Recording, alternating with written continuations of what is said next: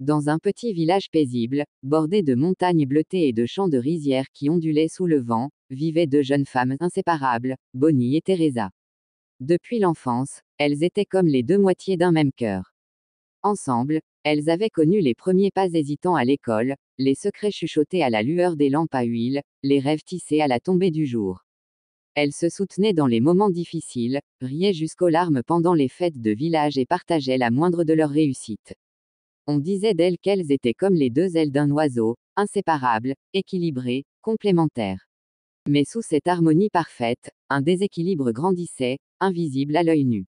Car là où Bonnie brillait naturellement, sans effort, par son intelligence tranquille et son cœur généreux, Teresa, elle, portait en silence une soif d'être vue, reconnue, admirée, quitte à forcer le destin. Les années passèrent, et les deux jeunes femmes intégrèrent la même entreprise dans la ville voisine. C'était une petite société familiale en pleine croissance, et chacune avait trouvé sa place, Bonnie dans la gestion des dossiers complexes, Teresa dans la communication et les relations extérieures. Tout allait bien jusqu'au jour où un poste de responsabilité, rare et convoité, fut ouvert. La direction, sans hésiter, choisit Bonnie. Elle ne l'avait pas demandé, elle ne s'y attendait pas, mais ses résultats et son attitude avaient parlé pour elle. Ce choix, aussi logique fut-il, fut une déflagration silencieuse dans le cœur de Teresa. Ce soir-là, en apprenant la nouvelle par un collègue au détour d'un couloir, elle sentit son estomac se nouer. Un mélange d'injustice, de jalousie et de frustration s'installa dans son esprit. Elle sourit à Bonnie comme si de rien n'était, mais dans son regard, une ombre nouvelle s'était installée. Les jours suivants, Teresa commença à nourrir des pensées qu'elle n'aurait jamais cru possibles. Elle se remémorait chaque fois où elle avait aidé Bonnie, chaque moment où elle s'était sentie dans l'ombre. Petit à petit, elle se persuada que son amie ne méritait pas cette promotion. Et un jour, prise dans un tourbillon de ressentiment, elle prit une décision qu'elle ne pourrait jamais annuler. Elle rédigea, avec soin, une lettre anonyme accusant Bonnie de détournement d'argent. Elle utilisa des mots froids, factuels, glissa des détails plausibles pour que cela semble réel, puis elle déposa la lettre dans la boîte du directeur, le cœur battant, les mains tremblantes. C'était, pensait-elle, une simple mise à l'épreuve du système. Peut-être que rien ne se passerait. Mais elle avait tort. La réaction fut immédiate. Bonnie fut convoquée, interrogée, puis suspendue de ses fonctions.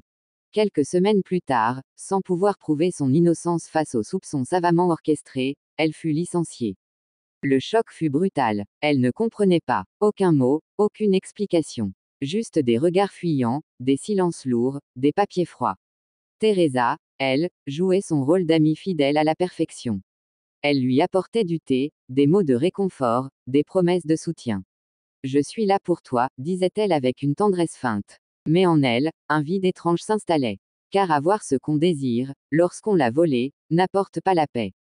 Bonnie retourna vivre chez sa tante, dans le vieux quartier de leur enfance. Elle resta plusieurs semaines sans sortir, l'esprit noyé dans la douleur et l'incompréhension. Elle remettait tout en question, ses choix, sa loyauté, son avenir. Elle avait cru en l'amitié, et voilà que même cela s'était effondré. Pendant ce temps, Teresa fut promue. Elle s'efforça d'être irréprochable, de mériter cette place désormais vide, mais au fond d'elle, le poison du remords commençait à se répandre. Chaque fois qu'elle croisait une photo de Bonnie, chaque fois qu'un collègue mentionnait son nom avec tristesse ou admiration, son cœur se serrait. Ce qu'elle croyait être une victoire se révélait être une malédiction. Le destin, quant à lui, a ses propres règles. 3 mois plus tard, l'entreprise fut auditée par un cabinet externe. Dans la révision des licenciements passés, l'auditeur tomba sur les lettres anonymes. Intrigué, il les compara à d'autres documents internes, et la vérité éclata. L'écriture, les tournures de phrases, tout pointait vers Teresa. Convoquée par la direction, elle fut d'abord dans le déni, puis, confrontée aux preuves, elle s'effondra. Elle perdit son poste, sa réputation, et plus encore, elle perdit le respect du village tout entier. Les gens ne l'accusaient pas seulement d'avoir menti, mais d'avoir détruit l'avenir d'une amie d'enfance. Bonnie fut contactée, réhabilitée, et on lui proposa de revenir. Elle refusa. Elle n'avait pas envie de retourner là où tout s'était brisé. Entre-temps, elle avait trouvé une force nouvelle. Elle s'était formée en ligne, avait lancé un petit projet d'artisanat local qui commençait à connaître un certain succès. Elle reconstruisait sa vie, lentement, avec dignité. Mais une question restait en elle, lancinante. Pourquoi Teresa avait-elle fait ça? Et pouvait-elle un jour lui pardonner?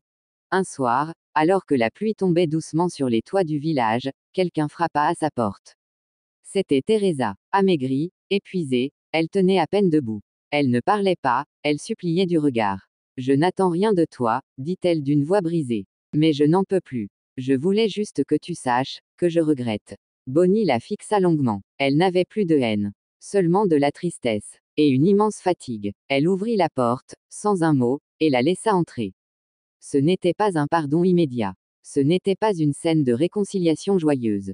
C'était le début d'un chemin. Lentement, Teresa tenta de réparer, de comprendre, de soutenir sans rien attendre en retour. Bonnie, elle, reprit confiance. Elle sut qu'en pardonnant, elle ne niait pas la douleur, mais qu'elle s'en libérait. Leur relation ne redevint jamais ce qu'elle avait été. Mais elle devint autre chose, une reconnaissance mutuelle, une vérité nue, une paix fragile mais réelle. Et toi, si un jour, la personne à qui tu tenais le plus te poignardait dans le dos, que ferais-tu? Le pardon est-il une faiblesse ou une preuve de force?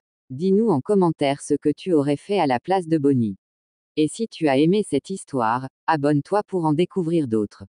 Chaque récit ici est une porte ouverte sur l'âme humaine.